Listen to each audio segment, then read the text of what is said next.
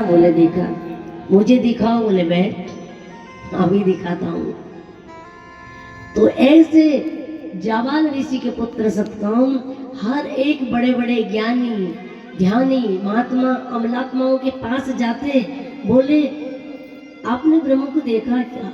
और देखा तो मुझे ब्रह्म को देखना है, मुझे ब्रह्म का साक्षात्कार करना है, मुझे ब्रह्म के दर्शन करना है, मुझे ब्रह्म का साक्षात्कार करना है। और एक दिन वो घूमते घूमते एक ऐसे महात्मा के पास पहुंच गए, आपने ब्रह्म को देखा है? बोले हाँ। बोले मुझे दिखा दोगे? बोले हाँ। पर बोले पहले मेरी एक गुरु दक्षिणा है, वो पहले दो, पहले आप दो। बोले अगर आप मुझे ब्रह्म के साक्षात्कार करा सकते हो, क्या गुरु दक्षिणा है बोलो। बोले मेरी गौशाला में 1000 गोवंश है, इन्हें तुम लेके जाओ, और जिस दिन ये 1000 गोवंश 1,00,000 हो जाए उस दिन तुम आ जाना, मेरी गुरु दक्षिणा पूरी हो जाएगी, मैं तुम्हें ब्रह्म का साक्षात्कार करा दूंगा। तो सत्यकाम तो सत्यकाम था, उसे ब्रह्म साक्षात्कार का जुनून जो था का ठीक है।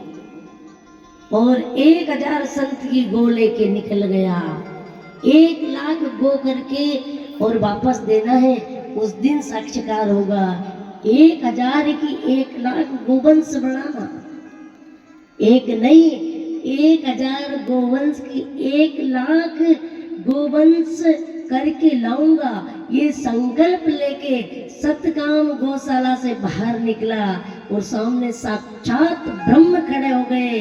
बोले सतकाम तुम्हें ब्रह्म की आवश्यकता नहीं है, तुम खुद ब्रह्म हो, जिसके अंदर इतना बड़ा संकल्प जन्म ले ले कि 1000 गोवंश का 1,00,000 गोवंश में करके लाऊंगा, इतनी सेवा करूंगा। हे सत्यकाम मैं ब्रह्म तेरे को नमन करता हूँ कि तू तो मेरे से भी बड़ा ब्रह्म है, तेरे को कोई ब्रह्म के साक्षात्कार करने की आवश्यकता नहीं। तो गौशाला जिसके नगर में है, गौशाला जिसके गांव में है, मेरे बंधुओं उससे कहीं जाने की आवश्यकता नहीं है। संपूर्ण तीर्थ, संपूर्ण मंदिर, संपूर्ण देवी देवता भगवान सब कुछ उस गौशाला के अंदर आके विराजमान हो जाते हैं। सत्य काम को एक संकल्प लेने से ब्रह्म सामने साक्षात खड़ा हो सकता है, तो सेवा करना कितनी दुर्बल चीज है। ऐसे कार्यों का संकल्प मन में आ जाए ना, यही बहुत बड़ी बात हो जाती है। तो सतकाम ने जो ये आया कि गोवंश की सेवा के संकल्प से ब्रह्म अगर मेरे सन्मुख खड़े हो गए तो गाय की सेवा क्या है।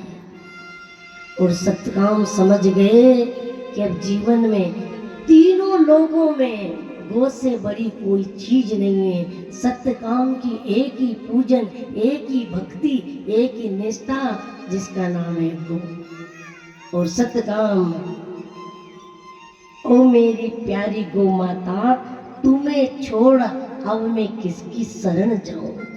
सत्यकाम को कोई भगवान पसंद नहीं, हमेशा गाय माँ की शरण में पड़े रहते, गाय माँ की सेवा करते रहते। तो हम ऐसे प्रसंगों से हम खुद गाय माँ की सेवा में लगे मेरे बंधुओं।